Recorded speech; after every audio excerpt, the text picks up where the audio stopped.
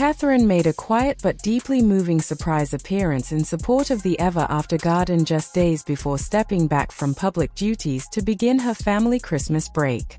And the gesture has resonated powerfully across Britain. On Saturday evening, the Princess of Wales arrived unannounced at the Ever After Garden, an emotional memorial installation run by the Royal Marston Cancer Charity. There were no cameras waiting, no formal schedule released in advance. Instead, Catherine chose to attend privately, allowing the moment to remain focused on remembrance, gratitude, and hope rather than royal protocol.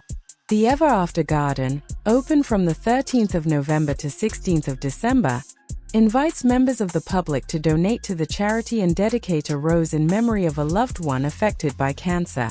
Each rose, softly illuminated among thousands of lights, represents a personal story, a life remembered, a battle fought, a love that endures. During her visit, Catherine dedicated a rose of her own. The message she chose was simple, universal, and quietly devastating in its honesty and loving memory of all those who have lost their lives to cancer. Witnesses say the princess spent time speaking with volunteers who worked tirelessly to maintain the installation throughout the month. Rather than rushing through the visit, she listened carefully, thanked them personally, and expressed genuine interest in the stories behind the garden, a hallmark of her approach to charitable work long before illness reshaped her public role. Following the visit, Catherine shared a personal message that captured both the emotional weight of the project and her own lived understanding of its significance. Signing the message simply with the letter C, she wrote, "Thank you to all those who have contributed to the Ever After Garden, which raises vital funds for the Royal Marston Cancer Charity. Every flower, every light is a memory held together, an illumination of shared love, remembrance, and hope." It was a message that felt intimate rather than institutional, reflective of a woman who has stood on both sides of the cancer journey as a patient and as a patron. First launched in 2019, the Ever After Garden has grown into one of the charity's most impactful initiatives. Over the years, it has raised an extraordinary £1.6 million with £400,000 donated this year alone. Around 400 volunteers helped keep the installation running smoothly throughout the season, offering visitors a peaceful space for reflection amid the bustle of the festive period. For Catherine, the cause is not abstract. It is personal. In March 2024, after months away from the public eye, the Princess of Wales confirmed in a deeply personal video message that she had been diagnosed with cancer and had begun preventive chemotherapy. The announcement marked one of the most challenging moments in modern royal history, not because of drama, but because of its vulnerability.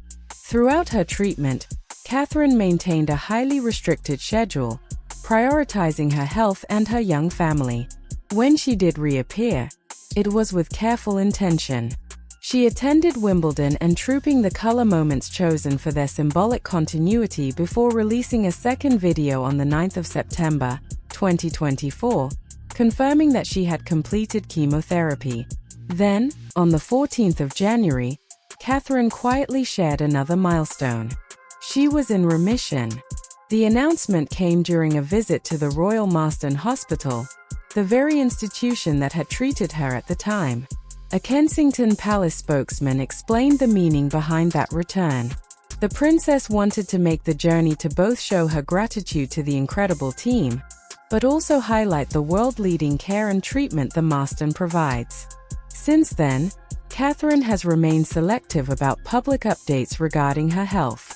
There have been no regular statements, no detailed disclosures, only carefully chosen appearances that signal strength, recovery, and purpose without overexposure. In October 2025, it was her husband, Prince William, who offered rare insight into the toll the past year had taken on their family. Speaking to actor Eugene Levy on The Reluctant Traveller, the Prince of Wales described 2024 as the most difficult year of his life. "I'd say 2024 was the hardest year that I've ever had," William admitted. "Trying to sort of balance protecting the children, Catherine. My father needs a bit of protection, but is old enough to do that himself as well. He continued with striking honesty. But it's important my family feel protected and have the space to process a lot of the stuff that's gone on last year. That was tricky trying to do that and keep doing the job.